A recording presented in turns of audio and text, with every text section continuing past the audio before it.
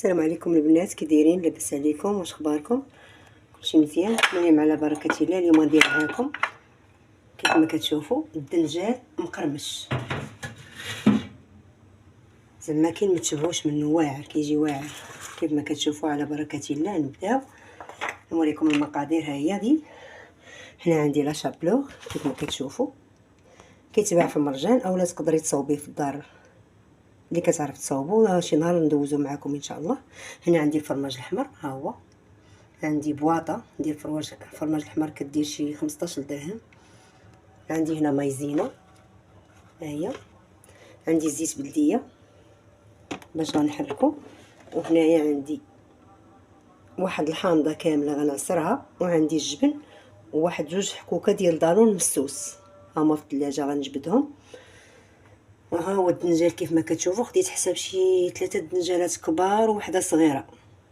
كنشدهم كنغسلهم كنحطهم ينشفوا، كنقطعهم طروفه دواور دبيلجات كيف ما كتشتو كيما هاد الشكل. ها هو، وكناخذ هادي، ها هي دي هاد القطعه، وكنقطعهم من الوسط. هادي غادي نوري لكم الطريقه ديالو كيفاش كيكون.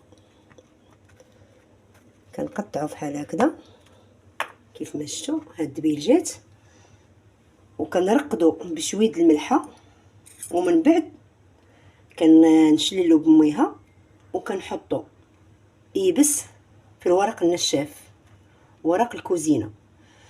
كناخذ شويه هنايا ديال الكمون، شويه البزار، شويه الملحه، وعندي واحد شويه ديال الريحان.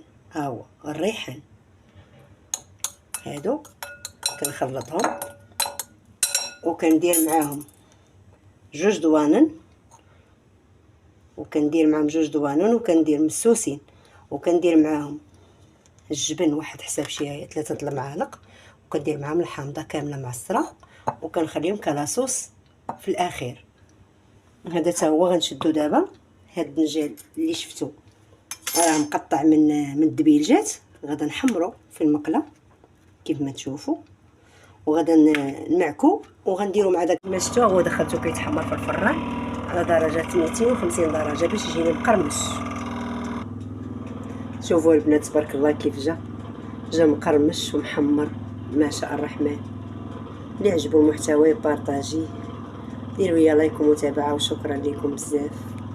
تقدروا دابا تهزي بحال مثلا هاد لاصوص، حيت انا دابا باقي سخون، غتهزي وحده من هنا وتطلي بها. هذا مثلا ديري فيها لاصوص وتاكليها بحال هاد لاصوص كدوزوه بيا الدنجال.